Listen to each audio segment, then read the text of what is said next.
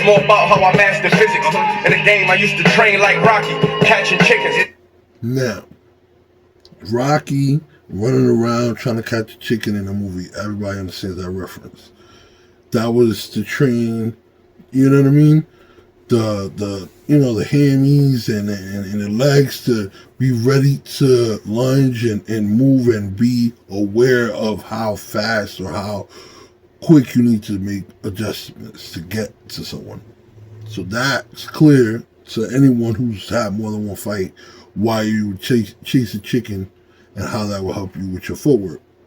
So he's saying his way of being able to move in any situation with any rapper, I'm assuming he already knew he would put a feature together with this because he only got one verse on it. If it was two verses on it, I might have called it a song beforehand and he probably looked for somebody. But this, to me, being that it's a 3 minute and 52 seconds, to be honest, it seemed like most of that was the beat playing out and J. Cole going off, with probably like 2 whole minutes of the song, if not more.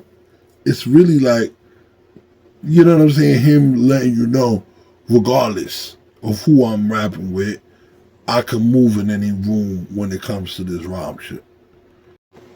I was nice, but they was right when they told me that rap was business. I had 10 bands in my stash when I passed over $500,000. Chameleon, no good. Don't be surprised I'll last these niggas. It's like they put out a smash, then they go in a flash and minute. And then they make tracks and distance like that's gonna add up the digits. They showing fake. Listen to what he said. They make tracks to distance. See, I wasn't gonna analyze his bars, but it is important just before J. Cole spit to see where and what Benny was talking about, because this is what he heard before he made. Because let's be honest, I couldn't believe people would say, "Oh, I spit that off the top," or "I wrote that without," you know what I'm saying, without thought of what anybody was gonna say. You know what I mean? Or I wrote that by myself. Not like, I mean, my shit is 100% genuine. Yeah, but when you get a beat from another rapper, I've been on tracks with other rappers. It becomes, competition almost automatically. And even when you're not offending another rapper, you always speak on the interaction because it's real. When 2 equals step up in a ring, even if it ain't a ring, even if it's just a street, you're on one side of the street, I'm on the other, you gonna look at each other. Somebody might acknowledge the other, maybe not. But the eye contact is there. So he's already stating that when people rap, a lot of times in that competitive spirit, people will go the extra route. What's the extra route? Which is just to spit at a nigga, right? So whether J. Cole did this intentionally or not, he fell for the plate. He said, niggas are trying to diss us. Like that's gonna, add up to digits. So the add up, what he's talking about. He's like, y'all talking shit, y'all assuming shit, y'all thinking y'all know. You're thinking that it's gonna add up. You think all these thoughts is gonna make sense in the end. That it's gonna add up to digits. And to be honest, it's the stance that he took against the battle. You get what I'm saying? He said he wasn't gonna be in the middle of the bullshit. Like that was the way he made it seem. He wasn't going to be in the middle of something that he couldn't stand behind, that it was messing with his spirit. But when he was going against somebody, a lot of people been talking about his character lately. There's a reason why people talking about J. Cole's character. Because the shit he did with the apology was to highlight his own character, and it was very selfish. A lot of people don't want to look at it like that, but it was what it was. He didn't want to get Paul's the homo ramrodded. He didn't want niggas to look up his dirt. And he was trying to protect himself. He was trying to protect the people he loved. Let's be real. Why you think Drake played him out after that? Like, why you think he got on Kendrick's side right after that? It was a ploy. It was like all of it was a ploy. Getting on the track with Drake was all a ploy. This is what we're talking about. We're talking about, this is not about Drake, this review. This review is also not about Kendrick. But we got to talk about a man, J. Cole, who was supposed to be standing on his own too. And he's going against Benny in a regular rhyme. This is not a rhyme that Benny's targeting him or anyone else in the industry. But like he said, he's speaking on the rapper persona. And he could do that. He a rapper. He rapping. If J. Cole gonna take it away, and let's say that's why he came back with the rhyme he came back with. That's pussy shit, and that's what he made himself look like after apologizing. Let's be real out here. That's how I see it. Pictures like that's gonna attract the bitches. That was really me. Now, he did throw a shot at Drake. Let's not lie. Like, comments and pictures and shit. One of, if not the most fucking active rapper of all time online. But besides, what's this nigga named Earl Sweatshirt? This nigga, is your boy Drake. That nigga's online every day, and he's always, fucking bitches that are influencers. But there's a lot of niggas like more that drop mad money bags. And I used to thought that shit was funny, so I would comment on it, you fucking nigga, and even do some shit like that being funny. But what I realized is that it's really simp shit, and even if you're doing something sarcastically, you're gonna be judged by your actions, and you know what I'm saying? You acting like a bitch, you're gonna get treated like a bitch. Like I said, niggas think they gonna be in there liking pictures like that's gonna attract the bitches. I ain't have to act and conflicted. Only difference is I'm living, and I would've whacked one of them niggas who knew that after drug dealing I'd still be casual, spending mil plus annual income. So here's my manual, this and this east side shit still in me. My ability to turn words to imagery, probably the reason they gon' remember me. Figure we walk this tightrope with a feline's agility. The streets did so much shit to me, I could never live civilly. I can never leave a scene without checking my mirrors visually.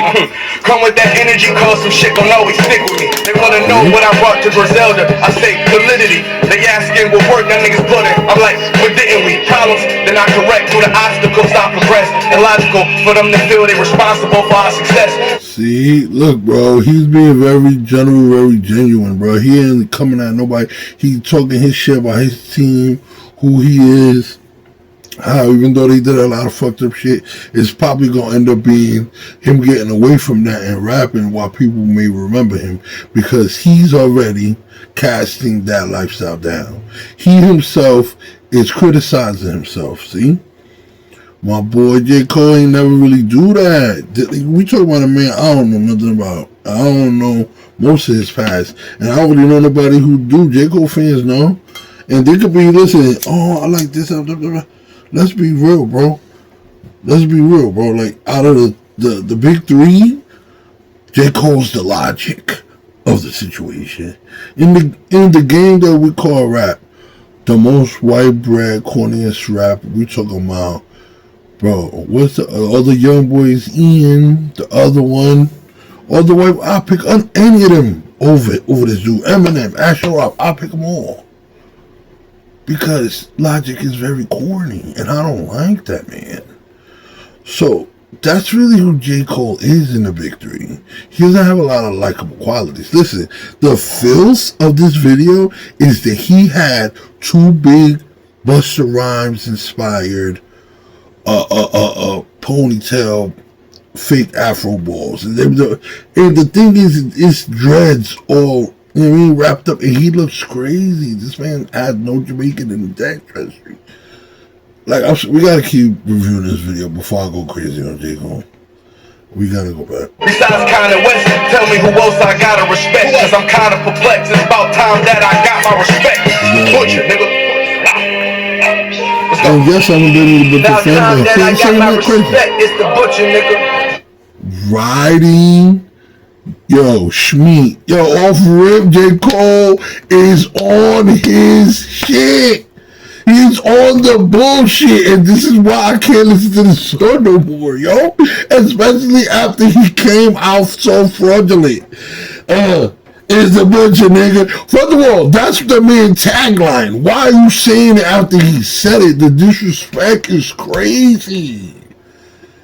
That's like I go, you know what I'm saying? I'm another teeny bopper fucking YouTube podcaster. Remember when they had a fucking whole show for kids to watch that it was inspired by influencing and just showing your whole life, right?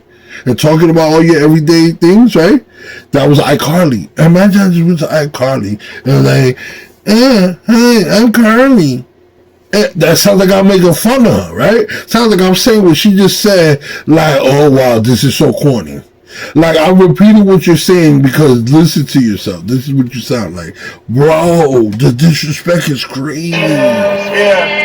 Yeah. Cold fucking world. Cold fucking world. Yo, the disrespect. Yo, when you first meet somebody and you never met them before and they're talking to you chill and they're talking to you at a normal tone and they're not cursing, and if they talking about they like talk about all these situations, they do curse, but they never curse at you like something fucking this fuck, like they just start throwing the F's at you, right? We're not talking about other things. We're talking about when we're talking to you and F you out like that, like, oh, what the fuck, and what the fuck are you doing, and fuck this and fuck.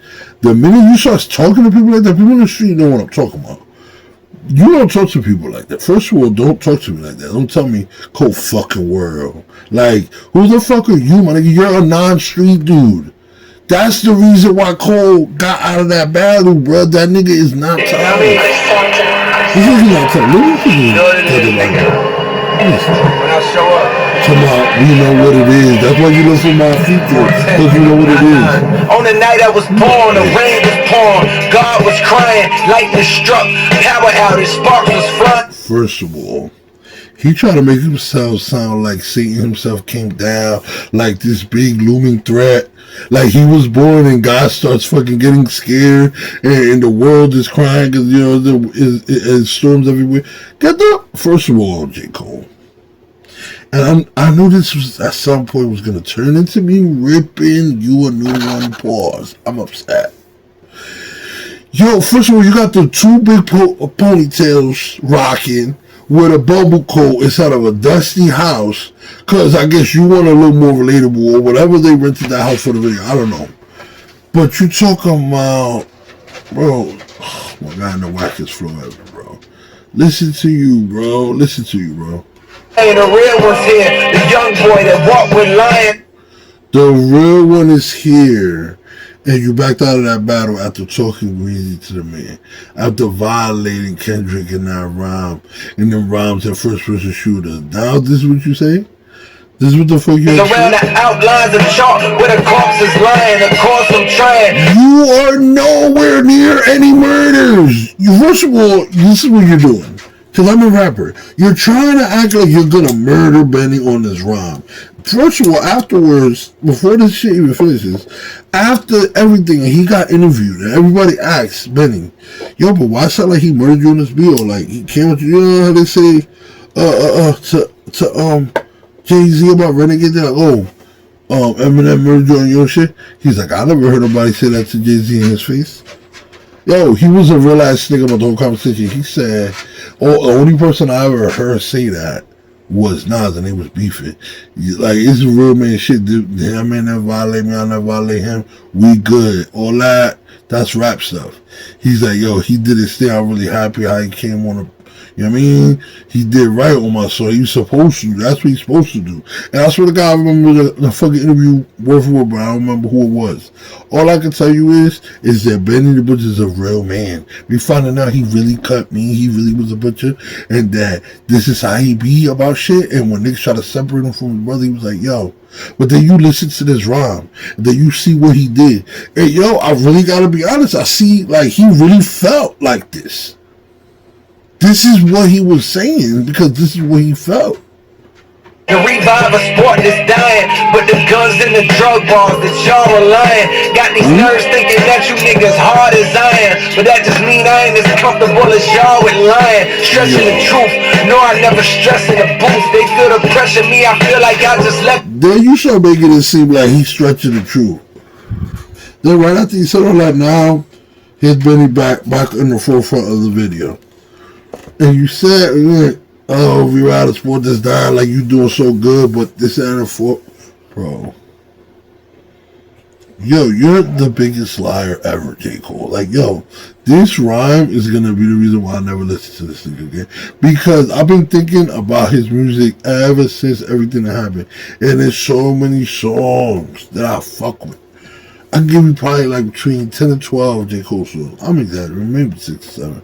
But let's be real, I fucked with him anytime I heard "Ain't a good thing, then see you again." And who was the fucker with Cole at one point? But then you try to violate the homie Benny? The masseuse, effortless. How I'm skating all these records is proof. I put your favorite rapper neck in the noose. Never letting them loose. Cold world, the heat a blast of your speaker. He the last of Mohicans, no weakness, last of my sneakers. Nigga won't be on the song, he gon' see the wrath of the reaper. I'm probably gon' go to hell if Jesus asks for a feature. I'm higher. You see? This is why I find him despicable. Cause how you claim to be the positive rapper, but if how much you're gonna charge Jesus, and you're gonna have to go to hell. So you're telling me that what you charged the record label was high. So we can't consider this a $20,000 to $40,000, bing bang, because you trying to just get a little something for the assistance or whatever. So everybody get paid, but no. You saying you charge a good rate, like we talking about 89 these days, probably less than that, but you know what I mean? He got a little 50 pack off them, and we seen he got 50,000 or 100,000 from the company, which I don't find none of that to be crazy. At that time, J. Cole was looked to be, if not number one, number two, right? So a lot of people favor him as number two, which is why a lot of the contention of number one was there, because everybody that didn't fuck with Drake wasn't always listening to Drake, was always listening to some Cole shit. And whoever hasn't is listening to a combination of the three. Like, let's be real. Who doesn't listen to Cole and Drake, or Kendrick and Cole? Or like most people, if they don't fuck with, K-Dot, they probably fuck with Cole and Drake. And the same way, if people don't fuck with Drake, a lot of times you'll find a Kendrick fan being a Cole fan. That's why you see a lot of arguing in the comments when it's a Cole or Kendrick type of video where people are putting down some type of concepts or something. People are always arguing in the comments because a lot of Cole fans and Kendrick fans, they clash because they're on the same fucking team. So you got to see why it was a beef and why it was like he went back. He went back because he went back for the reach. Because let's be real, he was way cooler, most likely, with Kendrick's camp. From what I hear, they was always cooling. So this is a nigga you chill with in real life. So you chilling with this nigga in real life, now you got beefing on wax, and now you side with the other nigga. Come on, bro, that nigga was a snake the whole time, bro. That's why Kendrick's still not fucking with him. That's why he's making all them corny ass songs, Porter, whatever, for he's a rap, bro. Your boy is cool. Niggas that don't need a bag full of reefer. Some see the glass is empty. I see a glass full of ether. Collecting his bread and mass like he a Catholic preacher. Just to count a nigga cash, you might need a calculus teacher. Eureka, Einstein on the brink of the theory of relativity. Really no MC equal. Feel me, co-pit me lethal. Grip like an old MTV show. Oh God, the best rapper alive. Headshot. Now go and ask the best rappers that died. They tell you he never lied, nigga. Yeah. Tenor talk.